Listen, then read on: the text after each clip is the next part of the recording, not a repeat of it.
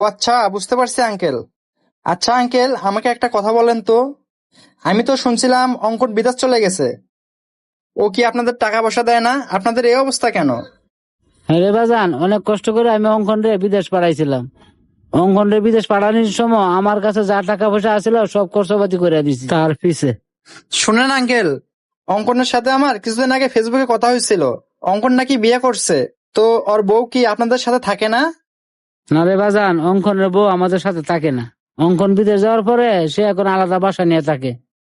Uncle, তার মানে অঙ্কনে কি আপনাদের কোনো খরচাপাতি দেয় না? বাজান, অঙ্কন বিদেশ যাওয়ার সময় তার বউয়ের নামে অ্যাকাউন্ট করে গেছে।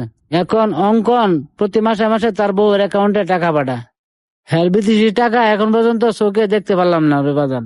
শুনেন আঙ্কেল, অঙ্কনের সাথে আমার ফেসবুকে মাঝে মধ্যে কথা হয়। আমি অঙ্কনকে ফোন দিয়ে জিজ্ঞেস করব কেন এসব কাজ করতেছে। আর আঙ্কেল, আপনি কোনো টেনশন করেন না, আপনার কাছে টাকা নেই। আমি আপনাকে আম দিতেছি, দাঁড়ান। যেহেতু অঙ্কনের ছোট বোন অসুস্থ, আম খাইতে চাইছে, যাক ভালো দেখে 2 কেজি আম দিয়ে দেই। আঙ্কেল, এই যে এই আমগুলো আপনি বাসায় নিয়ে যান। বাসায় নিয়ে গিয়ে আপনার ছোট মেয়েকে খাওয়াই দেন। বাজান, আমার কাছে তো এই আম কিনার টাকা পয়সা নাই। আঙ্কেল, আমি কি আপনার কাছে টাকা চাইছি?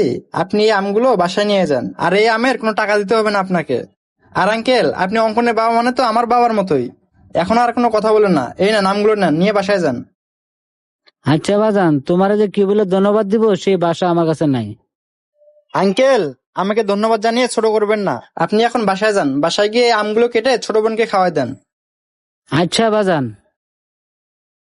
আমাদের এই সমাজে অনেক ছেলেই আছে, তারা কিনা বিদেশে যাওয়ার আগে বইয়ের নামে অ্যাকাউন্ট করে যায়। তো তাদের উদ্দেশ্যে এই ভিডিওটি বানানো। আপনারা বেশি বেশি করে এই ভিডিওটি শেয়ার করবেন, যাতে করে তাদের নজরে পড়ে। ধন্যবাদ সবাইকে।